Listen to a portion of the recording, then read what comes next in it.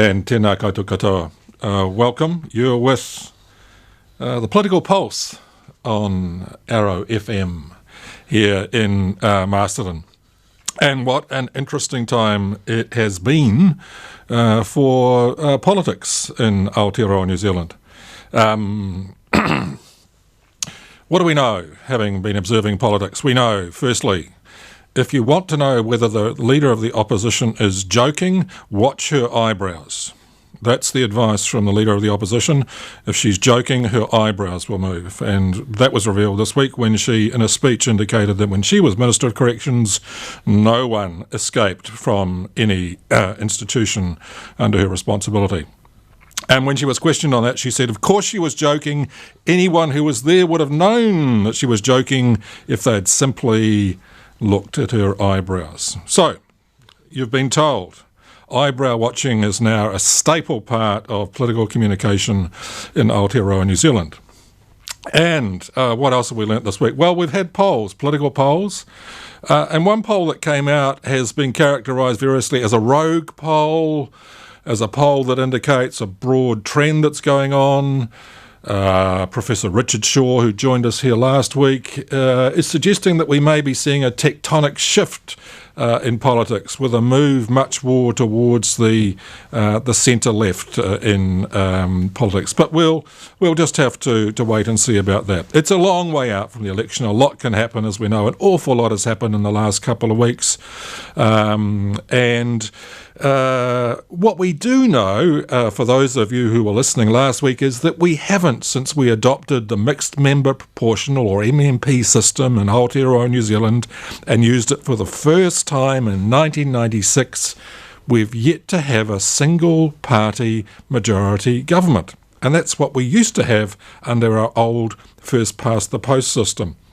So that when we see polls and people say, well, under these polls, this party or that party could govern alone, well, that may well be the case if those polls are reflected in voting on the 19th of September, but that would be absolutely unprecedented in terms of New Zealand under the MMP environment. And the other point too, and I think we touched on this last week, is that even if a party has sufficient seats in the parliament to enable it to govern it alone, it won't necessarily choose to do that.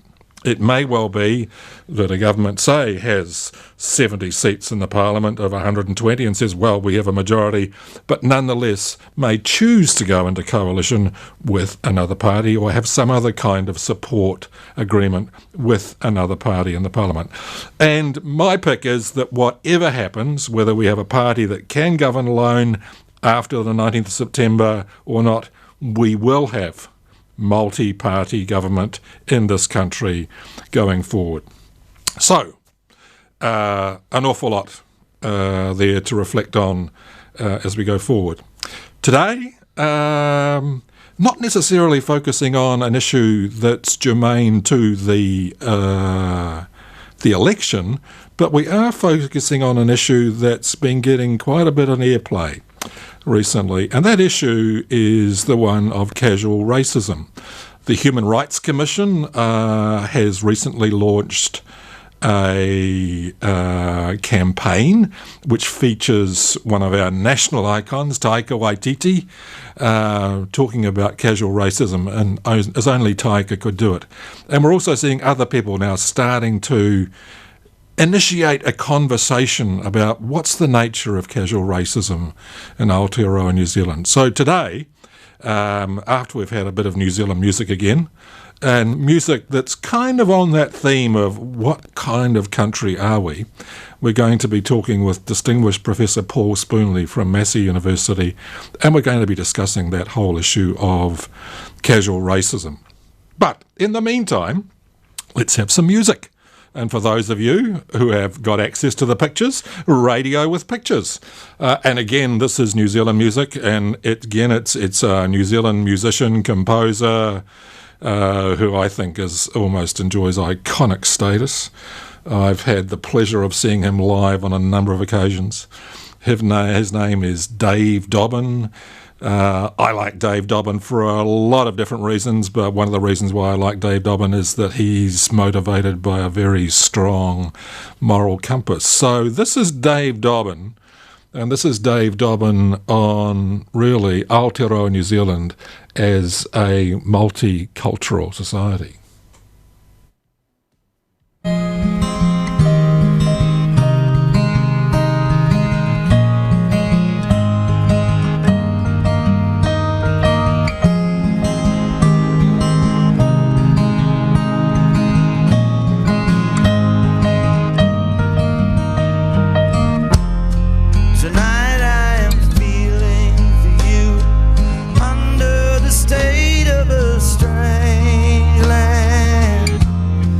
Sacrifice much to be here. Therefore, the graces I offer my hand. Welcome home. I bid you welcome. I bid you welcome. Welcome home. From the bottom of my heart.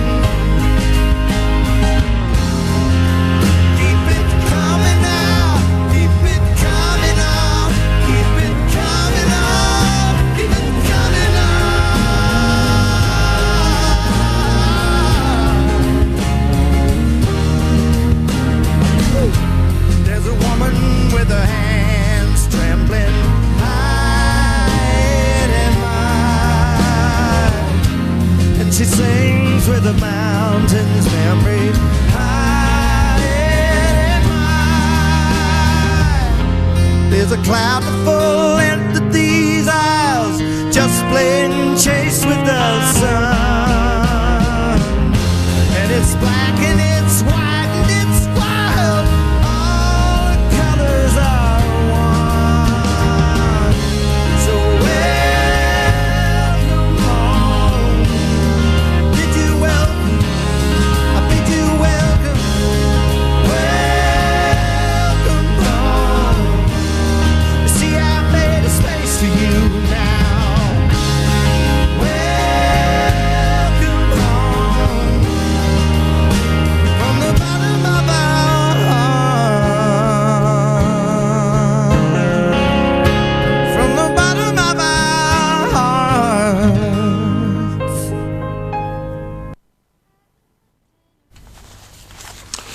And that was Dave Dobbin, and welcome home. And all going well, I have distinguished Professor Paul Spoonley on the line. Are you there, Paul?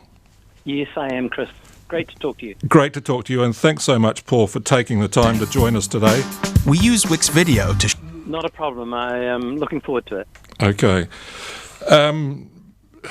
Paul, just by way of introduction for our listeners and viewers, you are a distinguished professor, obviously, at Massey University, and I guess I've certainly known about your work now. I was reflecting on it coming into this program for Oh, well, over 40 years from the days when I was doing field research in Wanganui, of all places. But, Paul, you're a sociologist, you're a demographer, and you've had, I think, a very, very long-standing interest in the whole issue of racism, its structural drivers, its manifestations, how it's managed, how it manifests itself at the extremes, but also within everyday kind of contact that we have. And today, I think we might start broad. I'll be guided by you, and then we'll move into, it's almost difficult to say it, but casual, everyday racism. Okay. Indeed. Okay. Indeed. So welcome again. Thank you. Tēnā koe. Tēnā koe. Paul, can we start with a definition, which is a very academic thing to do, I know, but why not? Racism, can you define it for us? Well, at its simplest, it's simply a way of identifying people by what we call their phenotype, their physical characteristics, and assuming that somehow that identifies their innate genetic disposition. And then, of course, we've got all of these assumptions that follow from that classification, which are deeply problematic because, we tend to then rank people according to race. Can I just give you a little tidbit here, Chris? We used to call ourselves a Caucasian, and we don't do that anymore. And there's a very good reason, because when Europeans began to colonize the world through the 16th, 17th, and 18th century, they developed the science of race, and they ranked people. And we're called Caucasian because the people from the Caucasian mountains, the Caucasia, were regarded as the most beautiful people in the world. And so Caucasian comes from that historical process and originally scientific process of ranking people according to their race. And so by dint of the observable, one racial group was deemed to be superior to others. Yes, and of course what we then had were the products of both colonization and slavery. So colonization required a justification, and the justification was often that the people that you were going to colonize were inferior to you. So you had a moral and a religious and an economic right to colonize them. And then, of course, slavery, we had to justify why people were slaves, in this case largely from Africa. And so the science of race then got used as a justification as to why some groups had no rights whatsoever.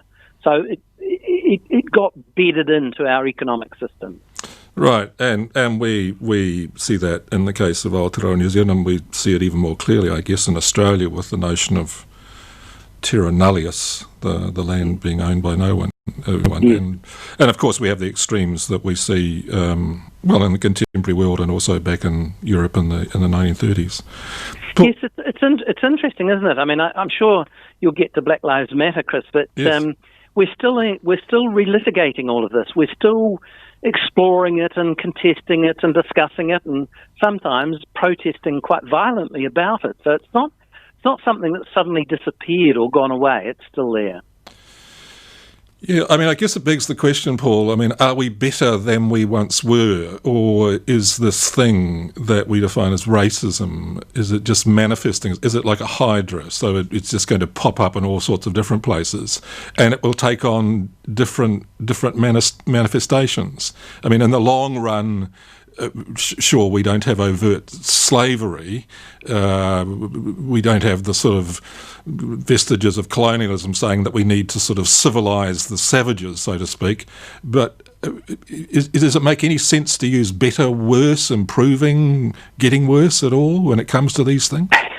Yes, it's like a school report, Chris, isn't it? Yes. I think the answer would be is working hard and doing better, but still has a way to go. So what happens is every so often something reminds us that racism is part of our society. And even though you and I hope we're self-aware enough to know what it is we are doing and what we contribute to.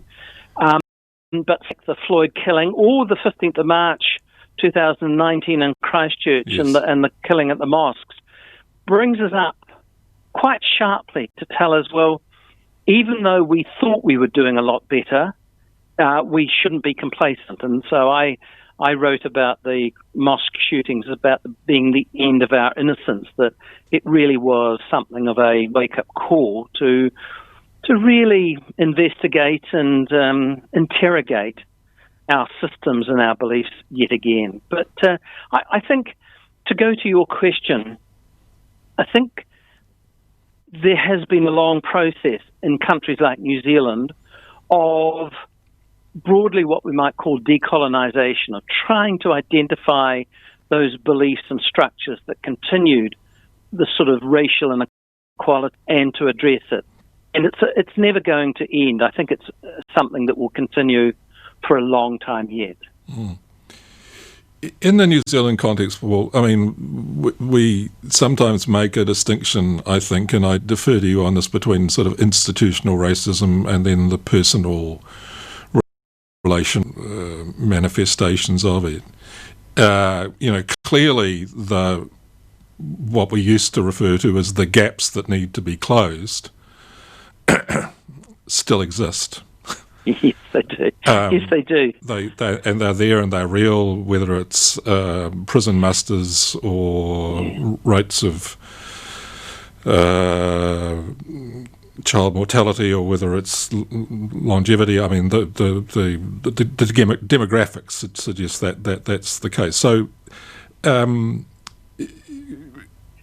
is there anything? What policy tools exist to deal with the closing the gaps issue, if we can deal with that one first and then move to the relational dimension? Yes.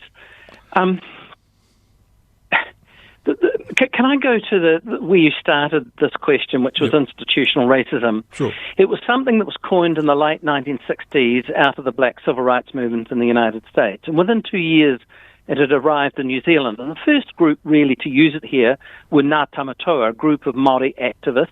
And I use activists in a positive sense here, not as a critique, sure, yeah. at the University of Auckland. And so the idea of institutional racism is that somehow the core institutions of our society are structured in a way that privileges some and disadvantages others. And it doesn't depend upon the views, the beliefs of the people in charge of those institutions. It is something that results from them. And you might remember that in 1986 we had Aotearoa, which was headed up by John Rangihau, who was, of course, involved with the National Party. And that was a review of the department of what was then called the Department of Social Welfare. And it concluded that there was ongoing colonial effects on Māori and that the department itself was institutionally racist. And so we conducted a reasonably wide view. When I talk about we, I'm talking about New Zealand, a review of how our various institutions operate and the way in which they might disadvantage, in this case, it involved Māori. And I think in 2020, those institutions, many of them have significantly changed the way that they operate. And they, for example, contract iwi organisations in to help deliver primary health care or something like that. So I think that's been a big change. But of course, the debate in the last year about oranga tamariki, for example, or about the prison muster, as you pointed out, shows that there are ongoing issues which seem to disadvantage, I'll withdraw that, which do disadvantage Māori in various ways. And so how do we then develop these policy levers which might change that? I think we've got several systems which interact here, and it's not only the fact that Māori have experienced a long process of colonisation, and there are ongoing issues with that in terms of cultural loss and economic resource loss. But it's also that we've got a modern society that you have studied, which since the 1980s has seen an increase in inequality. So we've got these various influences and trends and systems which interact in a very complex way. So, in answer to your question, I think it would be misleading of me to say that there are simple policy levers which would change this. I do think it's a much broader and a much more complex problem that requires nuanced answers. So that's a bit of a non-answer to your question, but I just wanted to point out, these are not simple issues to address. No, I think it's an excellent answer, and clearly these are, in the parlance of the sort of public policy people, wicked, messy, complex issues, but simply labelling them as such doesn't obviate the responsibility to address them. And I think looking back at time, when we had turn of the century, 1999-2000 change of government, these issues were elevated. The Prime Minister became responsible for a Closing the Gaps committee. The political discourse was about closing the gaps. There was an officials committee. And then suddenly, it seems to me, the force of that political policy change came up against a pushback, yes, which said, no, this isn't about race. This is about economic inequality, a disadvantage. You're conflating race with economic disadvantage, and the two are not synonymous, which seemed to me to provide a bit of a challenge at the time. It did indeed. Hey, Chris, we've moved into discussing these big, meaty issues, and we're throwing words like racism around, or institutional racism. And can I just say that the charge that a person or an institution is racist is not in and of itself sufficient for me. I think we do need to talk about the nature of it, and we don't need to feel guilty or somehow that we are being charged with being racist in a personal sense. It's one of those big issues that we should have a mature and a difficult conversation about. And I still find I gave a speech recently in which it reminded me how quickly people get very defensive and quite prickly about any discussion which uses the word racism. To go back to my point, we're talking about some big issues here which are complex, and it would be good for us all to have that mature conversation about it. So, good on you for having it. Well, no, I agree, and I must say that the prompt for me was very much a personal one. It was, an organisation that I'm involved with in the community, and detecting in conversations a sort of a racist tone. It was also simply that it's almost become second nature to me, Paul, probably to you too, although have very little te reo. I try and bring it in as much as I can into my everyday life, into my teaching, these sorts of things. So if I walk into a room of people, I'm as likely to say, "Kia ora, folks," or something like that. But I noticed that simply saying that, in terms of body language, elicits a myriad of responses, from a look of recognition, affirmation, to almost fear that someone has just dropped the kia ora bomb. Yes. And one of the things I've done is that I've always been puzzled why in societies like our own, that various minority or indigenous groups have culture, but the majority doesn't. So I've been very interested in Pākehā culture, what I've called Pākehā culture. And of course, that's changed tremendously over the years. And I think a key book was Michael King's Being Pākehā in 1986. Yes. But the Pākehā word is another word that invokes a range of responses in a meeting. And so again, recently at a speech, I used the word Pākehā, and then of course got challenged. And somebody said, well, I don't like that word being applied to me. It's a racist word. Well, why is it a racist word? There was quite an interesting discussion, but it was quite clear that my use and comfort with that word was not shared in that room of other New Zealanders, most of whom were Pākehā. Yes, and I've experienced it as well, and almost, I must admit, to personally finding a degree of discomfort with the notion of tauiwi. Because I'm not sure myself that I feel comfortable being labelled as tauiwi. No. But anyway, so yes, there are those and levels of discomfort. Yes. Yeah. And Chris, I think all of these words that label and identify people, it applies as much to Māori as it does to Pākehā. It applies as much to, Te Tiriti or Waitangi as opposed to Treaty Waitangi as opposed to Tauiwi. I think it's healthy that we keep talking about those words and whether the language is appropriate. And recently we've had the statues debate. We've had debates around Black Lives Matter. Well, don't all lives matter? The words do matter, and we do need to keep talking about what words are appropriate. So let's have a discussion about tauiwi and whether Chris Eichbaum feels comfortable. That's part of what we should be doing. Indeed. Paul, and talking about the fact that this program was coming up, I mentioned, I guess, I created a hypothetical of, bitter and twisted Uncle Jack who joins the family for Christmas. And Uncle Jack has always been Uncle Jack, and everyone knows what Uncle Jack thinks, but Uncle Jack doesn't hesitate to sort of rehearse his deeply embittered racist views with everyone around the dinner table at Christmas. So what do we do about Uncle Jack is the question, Paul. I mean, obviously one could call out Uncle Jack and say, Uncle Jack, that's racist. We're not going to tolerate that. If you want to join us for Christmas, fine, but we're not going to accept that. If you don't like that, please leave the table. Yes, park your prejudice at the door. Yes. The door, yes, or do we say that's Uncle Jack? Because it seems to me that our community is replete with Uncle Jacks. Our interactions with people are not simply confined to the dinner table at Christmas, and we are continually confronted with that question: what do I do? Do I call it out or not?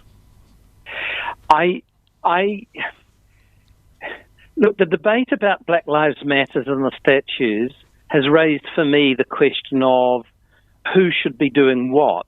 Yep. And for me, one of the principles is that we should not constantly defer to the group that is being targeted by racism to then try and address that racism. We're all complicit and we're all involved in this. This is our society, this is our community, this is our family or whānau. So it is one of the most difficult things I've ever encountered, which is that you have people in your family that you love and who you respect who hold these sorts of views. And the question is that being able to confront, or perhaps not even that, just simply quite softly address these, is not something that comes easily to people. So I think we need to develop strategies for this. And over the years, I've tried to think about this. I used to be a coach of a football team, and I remember being in the bar afterwards, and somebody said, I think it was somebody was asked to shout, and they said, "Oh, I'm not sure I've got enough money," and somebody said, "Don't be a Jew." And I said, "Excuse me, what did you just say?" And he said, "Don't be a Jew, don't be mean." And I said, "But you can't use that." And that was one of those situations where it's something instantaneous. It's like you quite often think about Uncle Jack, and you've had your Christmas dinner, and you're walking up, and you think, "That's what I should have said to him." It's really difficult to have a conversation without destroying the moment about these sorts of issues. So what I said was, everybody, could you just be quiet? Jack, I'll use your name. Yeah. Jack's just said this, and I just say, look, I'm very uncomfortable with that, and this is why I'm uncomfortable. I didn't give them a lecture. I didn't give them a sort of 50-minute lecture. I just said 2 or 3 sentences and said, look, I'd really ask that you don't do that. And that guy came up to me afterwards and said, look, I realise I shouldn't have said that. So most people, if you do it in a way that's respectful of them, without putting them on the spot and making them feel making them feel awful about it, then I think you can have that conversation and say this is where the boundary lies. Now, your Uncle Jack, who I assume is hypothetical, completely. He sounds like a long-term guy who has these views, and in some cases, I realise that you can never alter them, and so it becomes really difficult to contest and to say, well, I'm not very comfortable with that, because Uncle Jack will keep saying what he's saying. And I'm not sure how you address that. I've, over the years, Chris, and I'm sure you have the same, when our taxi drivers were a more homogeneous lot and not as culturally diverse as they are now, I'd quite often get homophobic and racist comments from somebody who I didn't know. And I would have to, we'd end that taxi journey in a very uncomfortable silence, because I would say, I think what you've just said is wrong, but it's also something that you shouldn't say about that particular group. And so I am very much in favour of saying, no, you can't let that slip by. You've got to say something. And it quite often comes from me as a Pākehā, because they feel as though they can say that to me. They wouldn't say it if it was about Māori. They wouldn't say it in front of Māori, or they wouldn't say it in front of a Jewish person, but they would say it to me because they feel safe in saying it. So I think it's my responsibility to say, well, actually, I don't think that's appropriate, and these are the reasons why I don't appropriate. Right. So there are the pejorative, the racist terms that are used that are born of prejudice, and that's one, and that you've just referred to with the sporting team. To what extent, and I don't mean to in any way diminish that, because I think the ultra-right, the events of March 15 in Christchurch, these occupy a space which is dark, terrible. What about in terms of the casual racism? Yeah, the situation where it's born of simply not knowing, not appreciating. Because it seemed to me, as I've learnt more and more and more, and say a karakia that one might use in a situation, it's beautiful poetry. Yes. And I celebrate the fact of that. And I think if we know that and we understand it and we share it, then but these are two different kind of this is different league stuff. It is. It is. One is about celebrating, as Dave Dobbin did in the music that was playing before I started talking to you, the wonderful diversity of our multicultural society. And saying to everybody, welcome home. You're at home here. The other one, though, is a dark space born of Lord knows what. But it has to be zero tolerance. It has to be. Absolutely. So one of the things that I'm doing at the moment is looking at what constitutes hate speech and therefore what we should do about it. And it's a very difficult area. I mean, If you take humour, for example, what applies there? Sacha Baron Cohen, for example, pushes the boundaries all the time. The casual racism is one that I've encountered over a very long time, and one that sometimes is easy to deal with and some not. I lived in Palmerston North for many years, and what I encountered when I first got there was the mispronunciation of Māori names. So Hokowhitu, which is where the Māori battalion trained before going off the Second World War, is often called Hokowit. Or Whakarongo is called Wakarongo. And I challenged that and said, well, Hokowhitu has enormous spiritual power for not only the Māori battalion, for everybody. And it would be nice if you showed your respect by pronouncing it properly, correctly, and making the effort.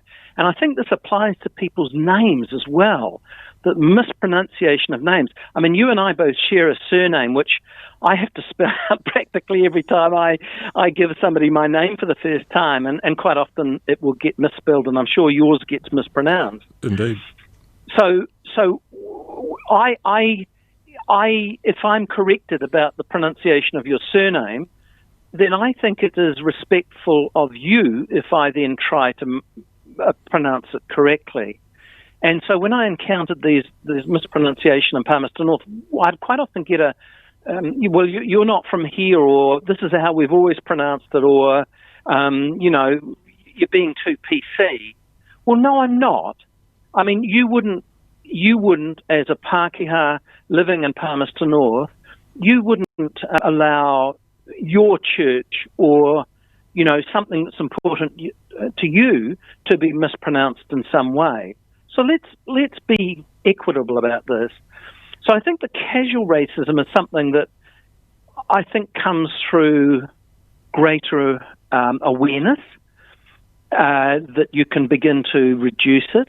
But of course, again, as we said before, Chris, every so often there comes a moment when you realise that people are casually racist, sometimes out of ignorance, sometimes out of a lack of care, and it's an ongoing discussion about what is appropriate. So we wouldn't have blackface minstrels in 2020, no. And we shouldn't have. So we have moved on, but there are always going to be things which really don't respect another culture or religion, and we need to sort of call that out. And many of the examples of casual racism, I think, would come into that category. Mm. I asked before, Paul, about whether or not if we were sort of graphing it over time, things would get better or worse. Yeah. And I reflect on the kind of country that our young people are growing up in now, and a relatively greater focus on te ao Māori, a greater focus on te reo Māori, and part of me, I sense optimism and hope, but then I see that for young people, and possibly if inequality and social deprivation is a driver here, that the fuel for ultra-right views is still there.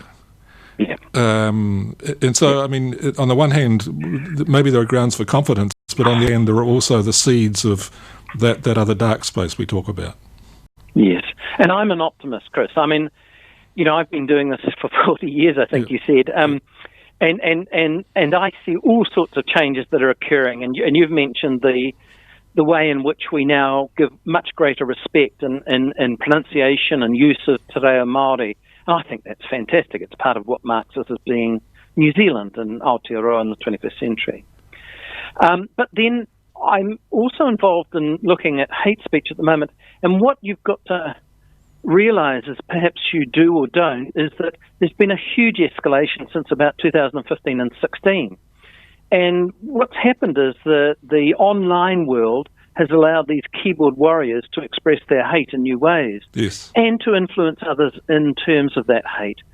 So the circumstances change, and I think the arrival of the pandemic and the fact that it's made us all anxious about our jobs, about our health, the fact that we've got this inequality in our society, all feed into perhaps a political anxiety and a need to explain things in a simple way.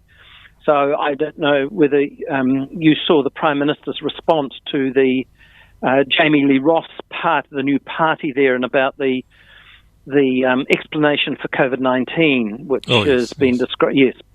And I think it's exactly the right response, that we should push back on these conspiracy theories, which are not based in evidence.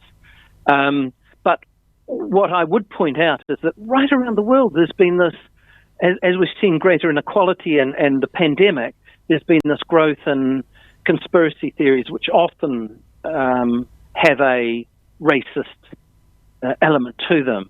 So, I thought I would be out of a job, and I'm not. And that's disappointed me, despite my optimism.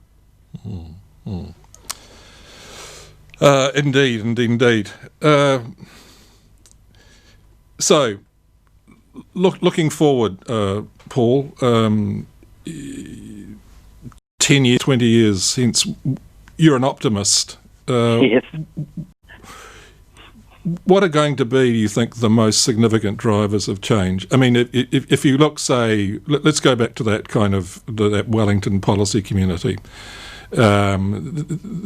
there's a degree of cynicism at times that for people who are working, say, as policy advisors, or it could be people working in universities, or it could be people working in the private sector, it's sufficiently enough that, they can sort of put on the pōwhiri.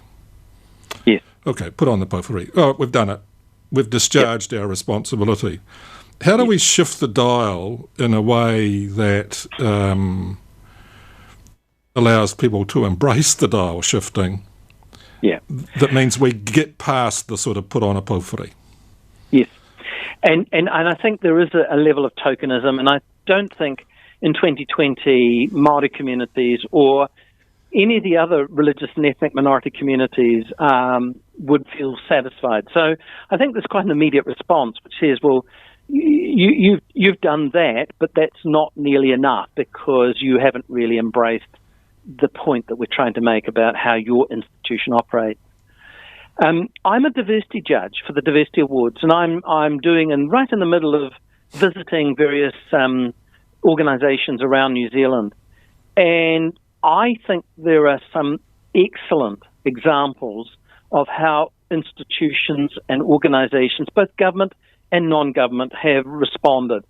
So a few years ago, for example, the New Zealand Police won both their category and the overall award under Mike Bush. Mm-hmm. And the police, if people haven't been taking notice, the police have made huge changes in terms of their organisational culture and in terms of who they recruit and in terms of who they promote. So what I think we need to do is take some of those good best practice examples, Chris, and show others that there are definite gains to be made, quite apart from valuing all of your workforce, not just part of it, but also that there is a bottom line return.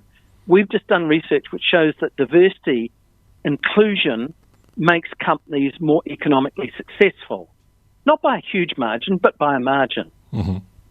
I think there are going to be some drivers. One of those drivers is demographic. If you look 20 years ahead in New Zealand, what you'll find is that Pākehā like you and I represent a much smaller percentage of the New Zealand population, but Māori, who really are beginning to dominate some of the younger cohorts, and Pacifica and Asian, are going to be much more important. So, in the future, in 20 years, if you're not culturally aware and inclusive, then you're going to miss out on a market, on having a workforce, on having a successful workplace.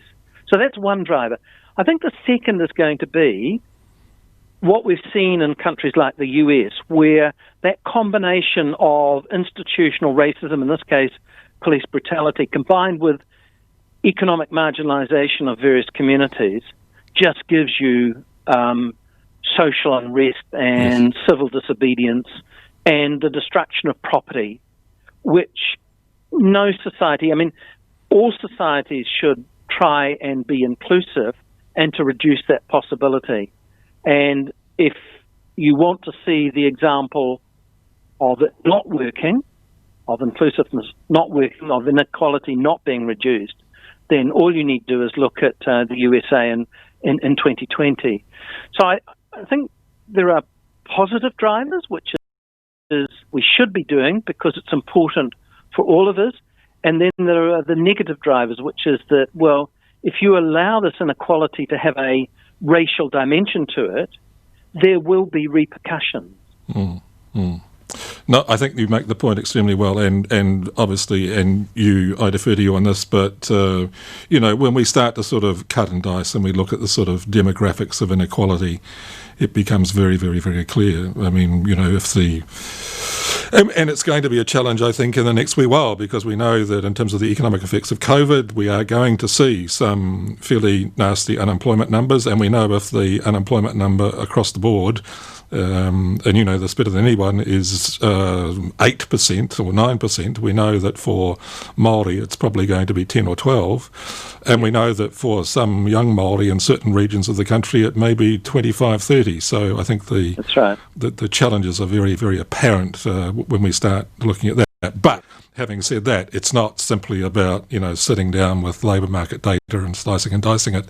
And I think one of the wonderful things from this conversation, Paul, and thank you so much, has been the cues about what it is that we can do.